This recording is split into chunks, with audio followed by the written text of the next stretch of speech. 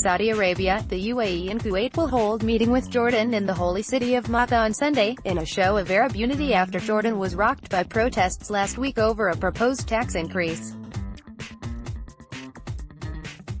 The meeting was summoned by Saudi Arabia's King Salman and will be attended by Jordan's King Abdullah II, Kuwaiti Emir Sheikh Sabah Ahmad Al-Jaber and Abu Dhabi Crown Prince Sheikh Mohammed bin Zayed, Deputy Supreme Commander of the Armed Forces.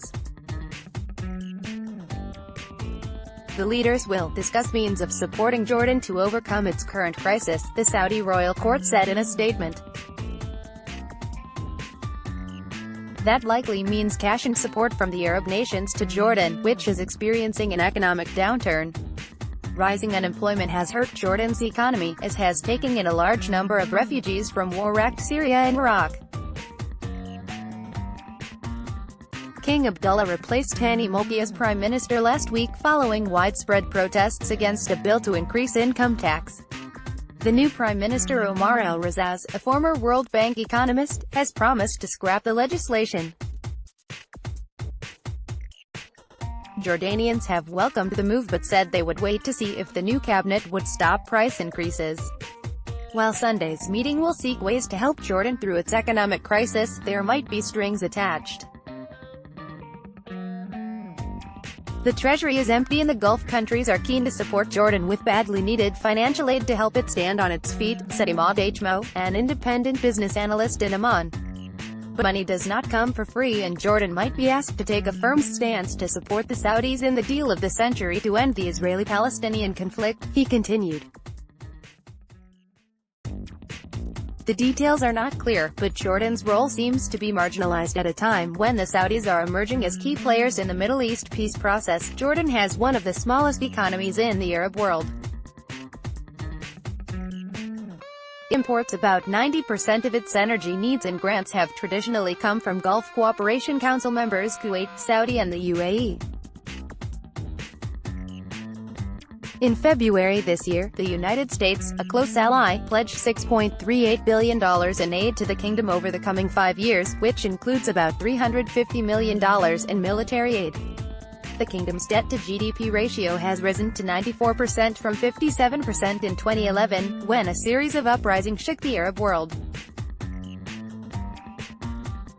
The meeting comes after the UAE's Minister of State for Foreign Affairs Dr. Anwar Gargash told The National that the concerns facing the Arab world could only be dealt with by what he called a moderate Arab center, capable of dealing with a world that has become more turbulent and complicated than ever before.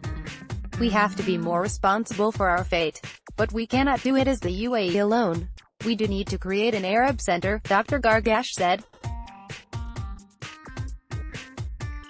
Read more. Jordan protests will continue, says union leaders. Few easy options for Jordan's incoming prime minister. Jordan's prime minister resigns. The protests in Jordan, the largest since the 2011 uprisings, have caused concern in the Gulf states, according to experts.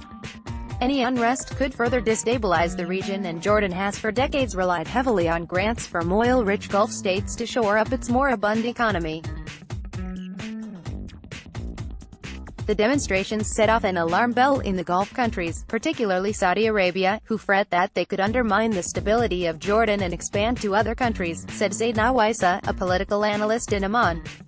Saudi Arabia also wants to support Jordan at a time there is increasing chatter in political circles about Jordan's need to diversify its regional alliances to open up to Qatar and Iran, and this is against Saudi Arabia's interests. The Saudi king is following in the footsteps of King Abdullah bin Abdulaziz, who also supported Jordan during the 2011 uprisings, he said, referring to the $5 billion GCC fund established in 2011 to support development projects in Jordan. Qatar, although a GCC member, never contributed the fund. Saudi Arabia has intervened before to help Jordan in times of crisis, but those days could soon be over if Amman does not get its house in order, observers say.